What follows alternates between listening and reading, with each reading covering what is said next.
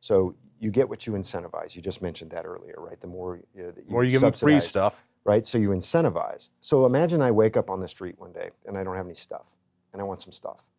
And I know that if I go to that street corner, I'll get some stuff like a granola bar and a bottle of water and maybe $5 or whatever. When I wake up tomorrow and I want some more stuff, what am I going to do? I'm going to go back there. I'm going to go back there because I'm incentivized. That's where I get stuff. Well, if instead you came to the rescue mission, it's not a granola bar and a bottle of water.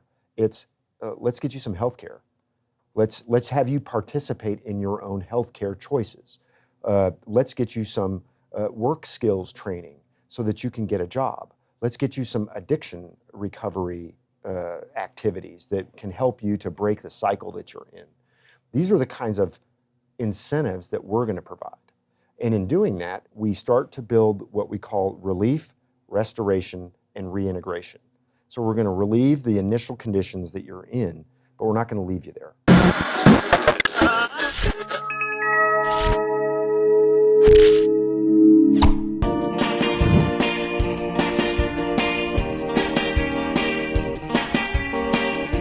So I ran into the mayor of Denver at an event a few months back. And on the issue of homelessness, I asked him one question, which was, so why doesn't Colorado Springs have nearly the same problem with homelessness that Denver has? And he tried to get through an answer, and he didn't do a very good job. My friend Jack Briggs, however, I think is going to be able to answer that question from the Springs Rescue Mission. Jack, it's great talking with you again. John, it's great to be here again. Thanks. All right, so Colorado Springs handles homelessness very differently. Yes. Your organization is one of the national standouts in helping people truly recover from homelessness. So let me start it this way. Unlike Denver and so many other cesspools of homelessness, they actually have a camping ban that they enforce. Yes. How can they do that? Before we get to what you do, how is it that they enforce this? So in Colorado Springs, we do have a no sit lie ordinance downtown and a camping ban. And that's enforced actually, the ordinance itself was adopted by the city council years ago. And it's enforced through a mechanism where they warn folks that they can't stay there in this particular place, either camping or on the street. And then they'll come through in, I think it's 24 to 48 hours, and they'll start to do cleanups. And they'll confiscate items. It's kind of the leverage, is they'll confiscate the items of the individuals. And so the individuals will, in that interim period, pick their stuff up and move. Or a lot of times they'll come to the rescue mission, which is actually the best effect that the no sit, lie, and no camping ordinance has. Or if they're caught trespassing on private property, tell me if I've got this part wrong, they're often given a choice, which is, well, we have two choices for housing for you. You can stay in the wonderful free housing called the county jail, or the city jail, because we can prosecute you, or we can bring you to the rescue mission. It's your choice. So there's a leverage there. There is. All right. And so, in other words, the law isn't enforced. Right. Unlike Denver, the law is enforced, number one. Can I just say something about that? Please. Because I think it's important for people to understand that the police are not just driving around and rousting everybody, right? They're not doing that. They're focused in two areas to begin with. The first is to protect the vulnerable and to do something about the predators, because those are two groups that really stand out. So in Colorado Springs, we don't have as many people on the street as they do in Denver. And so the law enforcement kind of knows who might be out there. And if somebody new shows up, like say there's this young girl, and she shows up and they go to her and they say, hey, where are you from? Oh, I'm from El Paso. And what's your name? My name's Candy. Okay, are you 18? Yes. You know, Candy, you can't stay here. So can we take you to the rescue mission, or can we take you to one of the trafficked women programs that we have in town? And she'll look over her shoulder down the road at the guy that's parked in the car down the street, and say, you know what, I think I'd like that, right? And then they'll come back to the guy in the street, in the car, and say, hey, you can't stay here, the predator, right? So gang members, drug dealers, pimps, the people that are preying on the vulnerable are the people that they're going to probably target, go after first to make sure that they understand they can't stay there. But there's also, like in the camps, periodically they need to go through because they become very dangerous. There's a lot of propane tanks, as an example, that aren't can be dangerous. But more importantly, the behavior can be very dangerous. Drugs, sex, alcohol, those sorts of things that put the vulnerable more at risk. Plus, it's unsanitary, right? And you know all about that with stuff that you've tried to address here in Denver. It's unsanitary and it's not good. These people are dangerous. In my hometown of Boulder, we talked about my son who's very vulnerable. One of his friends was beaten with a baseball bat. He's a mentally disabled person. Some guy on fentanyl beat him in the face with a baseball bat, a mentally handicapped person. He's delayed. They haven't caught the guy, and he was just... I'm sorry, that's terrible. I can't think of a more disgusting crime that some crazed homeless guy went to town on a developmentally disabled young man with a baseball bat. And we allow this. It infuriates me. If I think about it too long, I will lose my stuff. All right. So in Colorado Springs, these people are taken in, and they can either go to jail or they can show up on your doorstep. They're given a choice. Or they can take a bus or hitchhike and go to some place that's much more friendly to their lifestyle, where they can be given all sorts of services, and so they go to Denver. But when they go to the rescue mission, it's different. They go to the rescue mission or another service place here in Denver, they're given services and more services. And as any good economist knows, what you subsidize, you get more of. Right. So you get more free clothes, more showers, more tents, more blankets to make it easier to stay on the street. When you lose those, you're gonna just get more. You get more free needles, more free whatever you need, more free food without any sort of strings attached. The world's your oyster. What is it you do differently at the Springs Rescue Mission that's getting so much attention? We operate off of 3 principles, and these are really important for folks to understand. The first principle is transaction. So everything that happens on the street, everything is a transaction. If I do this, you'll do that. If you do that, I'll do this. And on the street, unfortunately, that's trading bodies, drugs, alcohol, power, violence, those sorts of things. We try to trade things, and when you do that, you set up a power differential. So if you're driving on the street and you see somebody and you want to give them something, and you just give it to them and there's nothing you're asking them in return, you're actually activating a power differential there, which is, I have something and you don't. I am worth more than you. You are worth less than me. You owe me. Right? That's a power differential. So we try to do transactions which close the power gap. And the first one is we just ask people their names. Like, what's your name? And surprisingly, no one ever asks a homeless person what their name is, ever, right? They just like look at them, or they give them $1, or they give them some water or something like that. When you ask somebody their name, and I say, hey, my name's Jack, and you tell me your name's John, which name is better, right? There's all of a sudden this closure of who's worth more, right? We're kind of worth the same when it comes to our names. Let me kick this back to you, because Sure. You and I have talked about this several times. I just want to make sure I'm following. So you're saying out on the street, everything's a transaction. Everything. You're saying everything. So you want something, all right. You want some of this meth? Well, you have sex with me, I'll give you some of this meth. That's one of the vehicles of transaction, yes. All right. That I get it. That's very transactional. Mm-hmm. I don't quite get the other stuff, which is, all right, so a guy's on a street corner, he's holding out a sign,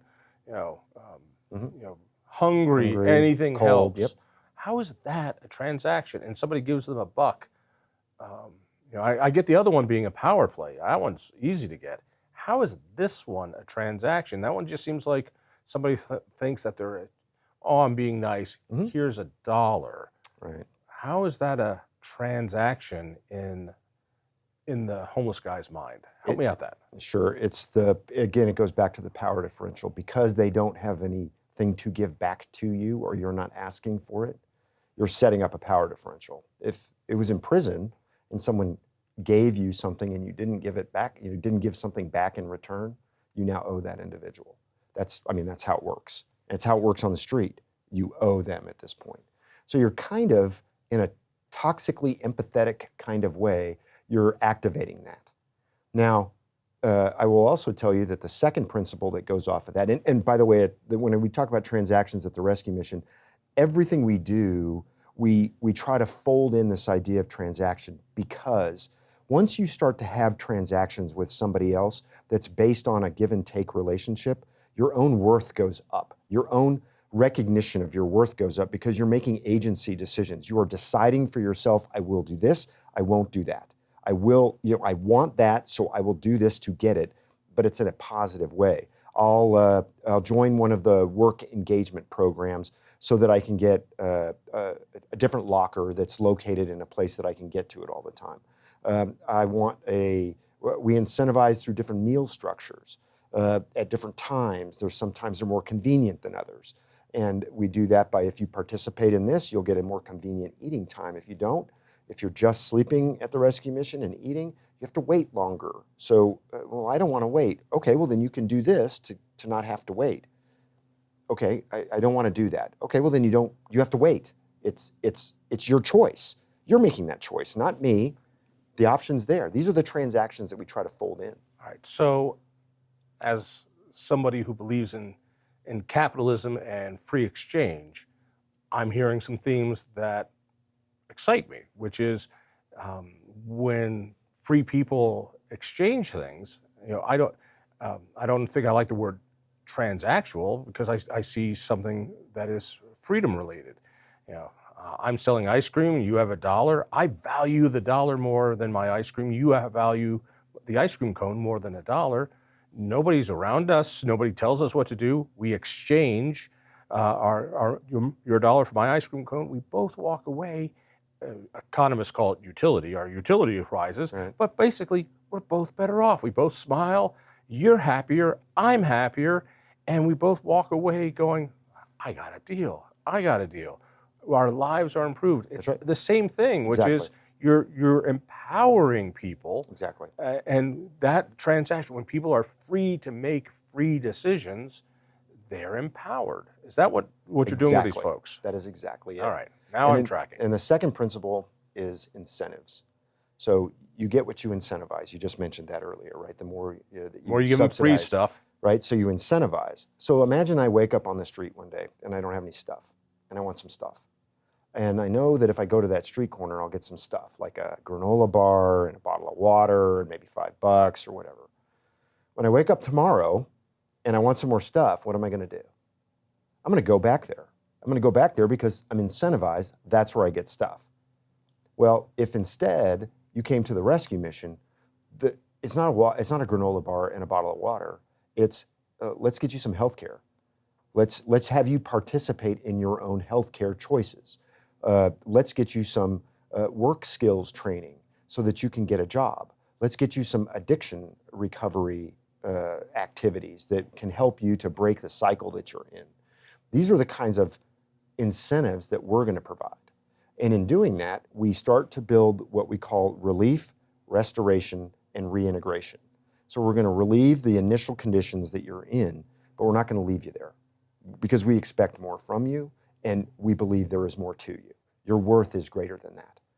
You've forgotten what your worth is, but we're ready to help you rediscover it if you choose to. This restoration piece is part of that. And then the reintegration. So over a 12 to 18 month period, we're probably going to take somebody from having an addiction on the streets, maybe a disability, and 12 to 18 months later, they're ready to get back into the work community. We'll get 30 to 50 people a job each month outside of the rescue mission. Between 15 and 30 people a month will get housing somewhere that they have worked through that they're going to rent with either a voucher or with their own income. So these are three principles. First one I heard was transactional. second is incentives, and the third is partnerships. So there's 50 plus partners in Colorado Springs that participate with us. Some of them are faith-based, as we are, and some are not, and that's okay. What we're trying to do is create an environment where we bring the services to one place, and then the clients come to this one place. And the more clients that come, the more service providers want to come, and the more service providers that are there, more clients are going to come, because we can start to address them individually. And why that's important. In a lot of these cities that have thousands of people on the street, they have passed a tipping point. They have so many people on the street, and the services are so distributed that they can't treat people as individuals. So what they do is they say, en masse, aggregate, everybody's going to sleep here, and everybody's going to eat here, and that's about all we can do. In Colorado Springs, because we have places like the Rescue Mission, we're kind of a cornerstone for this with our 50 partners. People can come there, and the services can come there, and we can start to treat people as an individual. You have an addiction. You have a mental health issue. You have a disability. You are lost your job. They're individuals, and the partners can address them individually. Imagine we're sitting around a round table, and there's 8 people sitting around this table, but they have blinders on, and all they can see is the thing in the middle that's the problem. If I keep my blinders on in my community, I got to figure out all the things I have to do, the many things I have to do to solve that one problem. If I take my blinders off and see there's 7 other people sitting around this table that are specialized in what they do, families, veterans, mental health, behavioral health, whatever, we don't have to play the nonprofit Hunger Games anymore and fight over the little bit of money that's out there. We can specialize in what we do, they can specialize in what they do, and when we do this, all of a sudden, people are getting treated individually for who they are. That's what's important. I want to make sure I get this out before we run out of any time. Meeting hopelessness, meeting homelessness with hope. You've been working on this book for a while. I know this has been a big deal for you, meeting homelessness with hope. Why important to put it all in a book? Because you remind me so much of Bob Cote, who created Step 13, now Step Denver, coming at it from different sides, but a lot of the same sort of incentive-based work. It's just amazing. But you and a few other folks put this together. You just launched this last week. And I know you've been working on it in a while. Yeah. You're very proud of it. If I could read, I would read it. Why so important? Right. Well, first of all, Paul Skoda and Step Denver is an awesome program, and we're big partners with them. He does a great job. Yeah, we're very grateful for what he does and advocate for him a lot.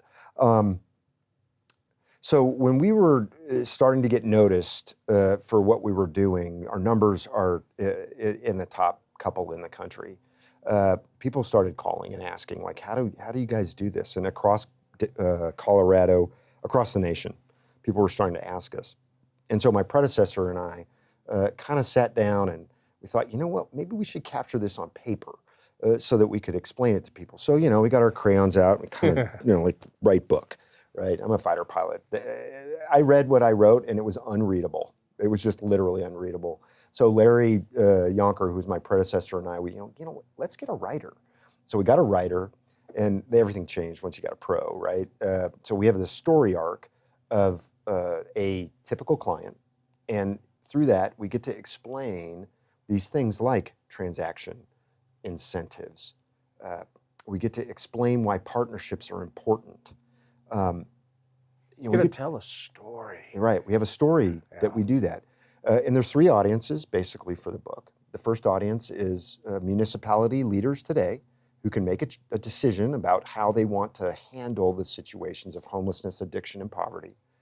But we also purposely launched it the day after the 2023 elections because we'd like to give potential candidates an opportunity to read something about how they could campaign on a real policy-based way to address homelessness, addiction, and poverty in their community in a way that is, I believe, articulated in this book. And then the third audience are just the general public, because they could understand more clearly some of the policies that are out there with different cities, the federal policy, how those work and don't work.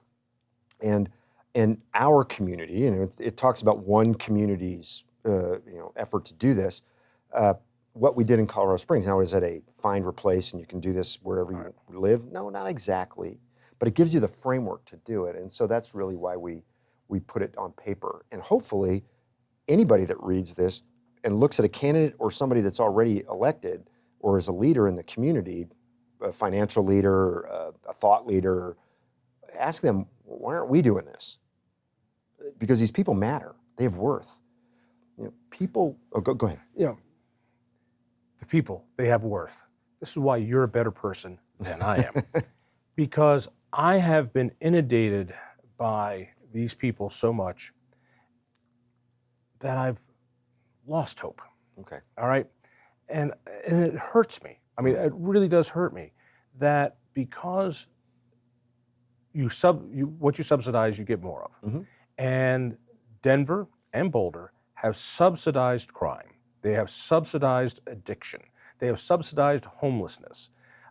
They have subsidized, we've had people camp here and you chase them away, you take their tents, you take their sleeping bags, you take this stuff, you throw it away, and the next day they have brand new tents. They have brand new sleeping bags. They have brand new everything because the homeless industrial complex takes your tax money and subsidizes them and gives them more. Mm-hmm. And so you take it away, they get more, they get more, they get more. They vomit on our property, they put needles on our property, they defecate on the property, they vandalize the property, they've broken our windows, they've robbed from us, they have burglarized us.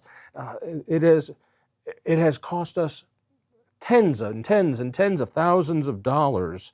Our insurance rates have gone skyrocketing.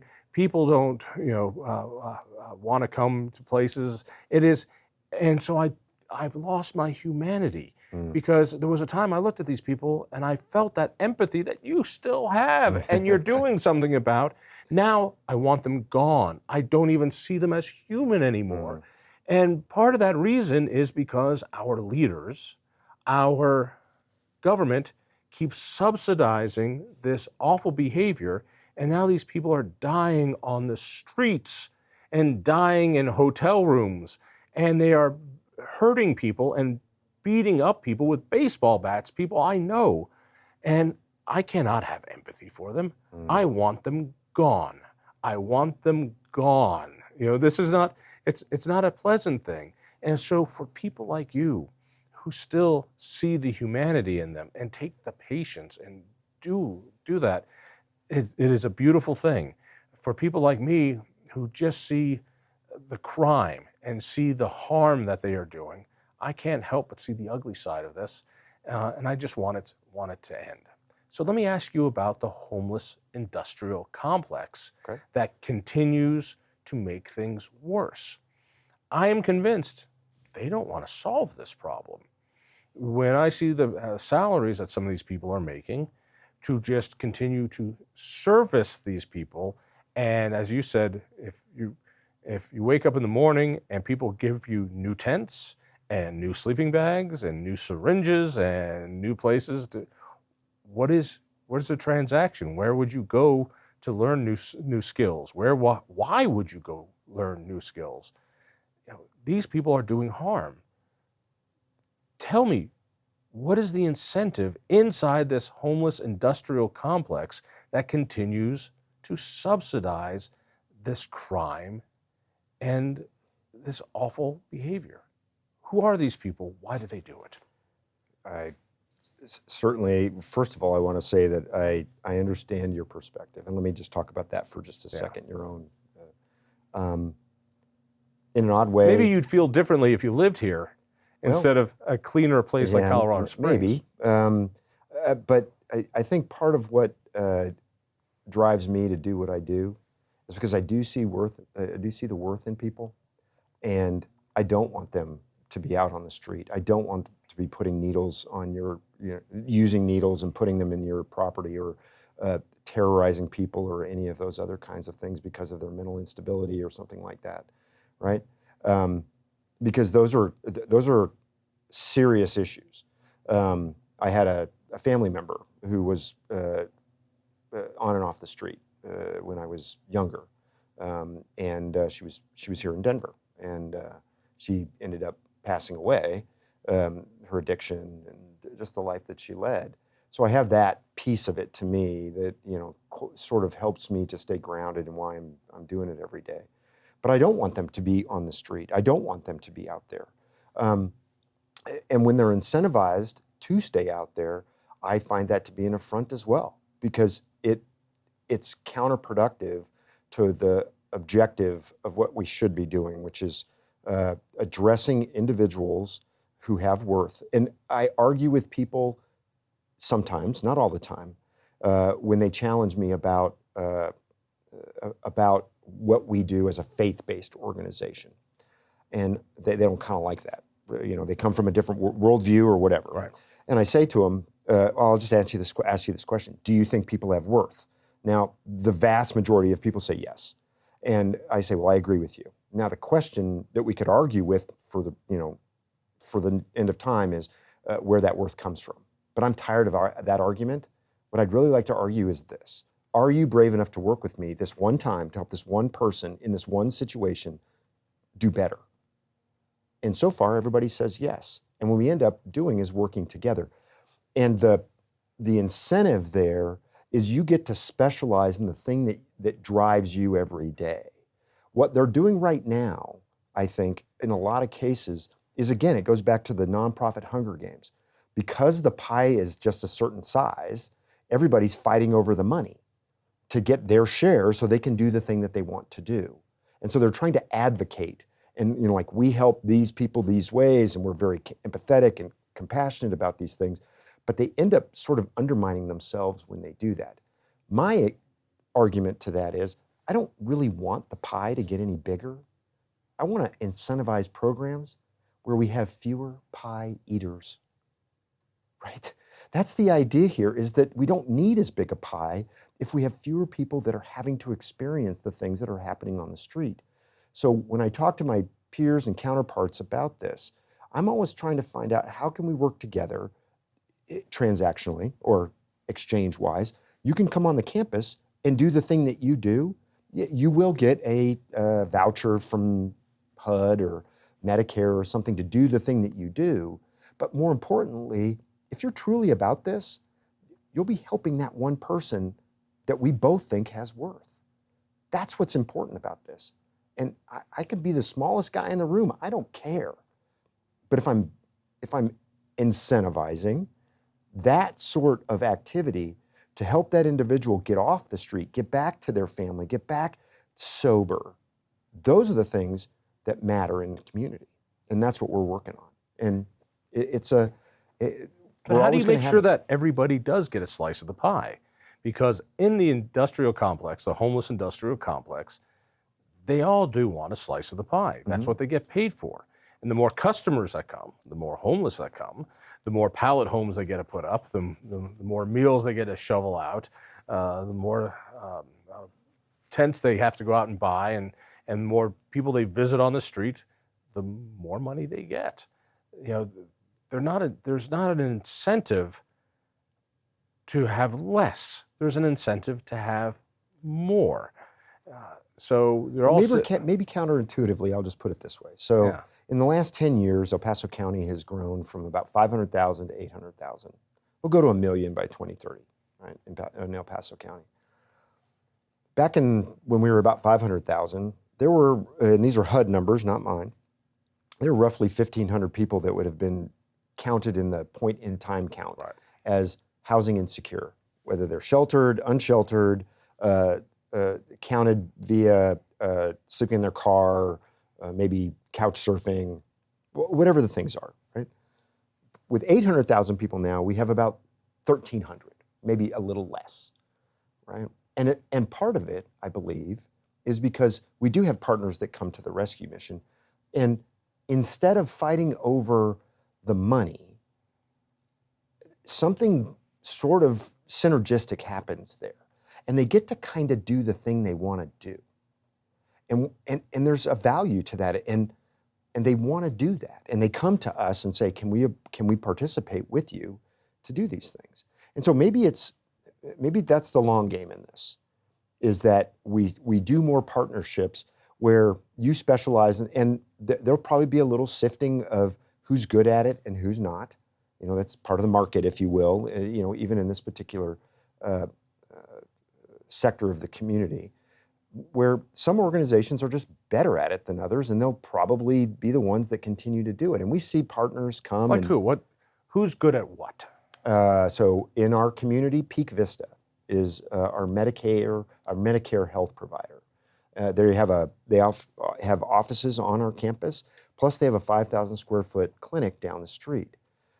If you don't address somebody's physical health, you'll never get them past I need a job, then I need a place to live. Their physical health has to come. And so an organization like Peak Vista can help us. We don't have to be the doctors. We don't have to be the physician's assistants. We don't have to do that. They do it, right? So their partnership, and do they have more clients or less clients? Well, our total numbers are coming down in the community, but they continue to thrive at what they do. And they can spend less time working on, the homeless indigent population as it goes down, and they can spend more time in community health, as an example. So, part of what we would do, I think, is to change the dynamic of some of these incentives to work on the hardest problem, which is homeless, and maybe transition some of these organizations to community organizations that do community things at a different level. You help people get jobs. We do. How difficult is that? Because you've got people who have mental problems, have had criminal records, have drug addiction issues. These are not what the people I would think of as having jobs. Bob Cote at Step 13 and now at Step Denver, they specialize in saying, you know what, we need your money, we need you to donate stuff, but we really need you to hire our guys. That's right. Same thing here? Exactly. So I have staff that they go out externally to the organization out in the community, and they talk with landlords and employers and explain, how can you rent to a sex offender? How can you hire a former meth addict? And what does that look like? And what are the things that go with that? And we demystify, and we have lots of property managers and landlords that come to us and say, I never realized that we could do it this way. Part of it also is we're partners with them. So if someone that comes from the rescue mission has on their resume that they've been with us for a year, that's a plus. Because they know that if we're going to put our name on somebody for an application for employment, they've gone through our program, and we've kind of coached, mentored, and trained them to be ready to try this. And so there's a little bit of grace on both sides. And if something isn't working out, the employer can call us, their case manager, and say, hey, this isn't working out. Well, what's the problem? Well, pretty angry, something. We'll call the person in and say, hey, what's going on here? They don't like me. Okay, they don't like you because they feel like you're angry at them. They want you to be there. They want you to be participating in what they do. And we'll coach again to get them back into that. So we're partners with employers. Same thing with landlords. This isn't working out. What's not right? Well, they get mad at me at night. I'm like, well, not me, the case managers. Well, of course they are, because you're playing your radio too loud at 2 o'clock in the morning. You can't do that. Oh, okay. I'll stop doing that. So it's those sorts of coaching moments where we can help in those first stages of getting somebody back in the community, because that reintegration piece, that relief, restoration, and reintegration is really what we're after. You mentioned you're a faith-based organization. We are. You still get government money. We do. Well, that's an establishment of religion. I'm sure people don't like that. And I'm sure people go, I don't need to go to your place and get all Jesused up just to get clean. I hear that all the time. I imagine so. And We do. let me tell you, I agree with him. I don't, your job is to find them someplace and not to be throwing Bibles at them. So fortunately, we have all kinds of different programs. We have some of them that are secular based, meaning they don't have a faith component to them, that provide health, work, and housing. And we have faith-based programs that you can voluntarily choose to go through. The success rates between the two, quite frankly, the faith-based ones are more successful. We believe that's because they're spiritual. That's because when you do, I've seen you do the secular ones, and you say, you can try this, you'll go to hell, and you won't get clean either. Not quite. We're much more giving the opportunity for the individuals to make that choice. Again, it's the agency decision, right? This idea that I can choose. When you say program, are you talking about like the therapy and the treatment and? So the way we do it is the internal in-house in our faith-based programs has addiction recovery and work training and all of these different things. Our partners provide those sorts of services to individuals that don't want to do that programming. And it's all available, you know, but there's other organizations that do that. And that's how we work with these partners. We say, hey, you can come here and you can do your program with these individuals if that's what you want to do. All right, so at night, before everybody goes to bed at the rescue mission, they don't have to get down on their knees and pray. You're not, nobody's picking up snakes and talking in tongues. You're going to have to go back and look at some of the things that have gone in your life to get you to that point, buddy. I can't help you with that stuff. No, but it is amazing that people, when they hear that it's faith-based, sure, they will have an instant negative allergic reaction. Yeah, absolutely. Oh, absolutely. And I think one of the things maybe that's important to point out is faith-based is as much about my staff and us as it is about anybody else. Like, we don't ask people when they first come to us, hey, what are your 5 favorite 10 commandments? Yeah. And they only got 4. Oh, you're going to have to come back tomorrow. Here's a book, read it. What's the one you like to break the most? Yeah, right? That whole kill one. Yeah, well, but it's about us, meeting people at their point of need. Also, you think about, I forget the guy who created the first Alcoholics Anonymous and the 12-step program and giving it up to a higher source. And it wasn't necessarily a Christian source. It was giving it up to your problems up to a higher source. Right. And I'm not surprised that a faith-based program has a better hit ratio. Right. That's not a surprise. Yeah, I mean, the Declaration of Independence talks about the very same thing, right? Endowed by your Creator with certain unalienable rights. And, so this idea of spirituality is now we are Christian. And we are unabashedly Christian and not shy about it. But our first mission is to meet people where they're at. We are a low barrier. So you can come to us addicted. You can come to us with a justice-involved background. You can be a sex offender. You can, all of those different things. And one of the reasons we don't do families is because we do take sex offenders. But we have partners in the community. So say a young woman comes to us with her kids because she's fleeing domestic violence. We're going to make sure she's safe, and then we're going to connect her with one of our partners in town that helps young women. Is it a men's only? No, men and women. Okay. When we enclosed the campus a couple of years ago, we went from about 25% women to about 40%, because safety and security is hospitality. And particularly with women, now they're safe. They feel like they can sleep at night and they're not going to get assaulted. They're not looking over their shoulder. How many people stay at the shelter any given night? It depends. The weather is a driver with that. We'll have anywhere from, in our relief shelter, anywhere from 300 to 450 a night. Wow, that many? Oh, yeah. Wow. How are the accommodations? They're Spartan. And that's okay. Room service is good? Well, as long as you take care of yourself, and anybody can show up as long as they're not a threat to themselves or to others. That's basically the bottom line. And we don't really have a lot of litmus tests for somebody to come in, because what we want to do is we want to get them off the street, because that's dangerous. Have you ever had to turn away anyone? No. The only reason we would turn somebody away is if they're known violent offender in the sense of what they do at the rescue mission. And I will be honest with you, we do have 2 individuals that if they show up, we call the police, because I told you I'm not going back. Yeah, there you go. Because when they come in, they typically just go straight to the first person and try to get in a fight, punch them. We have one guy who likes to punch women as an example. We don't let him in, right? I mean, it's just not going to happen because he's done it more than once. And at that point, we're like, I'm sorry, you're going to have to go somewhere else. And they drift off. But that's two people. I mean, we're not talking a big bunch of people here. And even if somebody gets in trouble, like they violate one of our safety rules or something like that, they can come back. We're about redemption. We're about people coming back. And so we have a process to do that.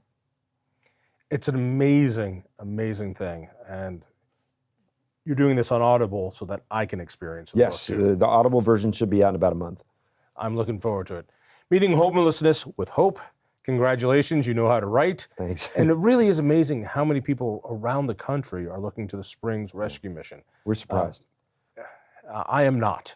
I am not at all. And between what you're doing here, Step 13 as a great partner, it really shows there are answers. Mm-hmm. That's the other part of this, is people are frustrated, but there are answers. And so people should look at this book. Amazon, I'm assuming. Amazon, Kindle, and then the Audible will be out in about a month. Terrific. Jack, I think what you're doing there is heroic, and Thanks. I'm grateful you're doing it. Thanks for the opportunity to talk to you, John. I always enjoy it. It's always a good sparring session. It always is. Thank you so much. All right. If you enjoyed that conversation, by all means, click one of these other great programs. We have the best conversations with the most fascinating Coloradans. And subscribe to our channel. Just click down below and hit that little bell button too. You don't want to miss a single show.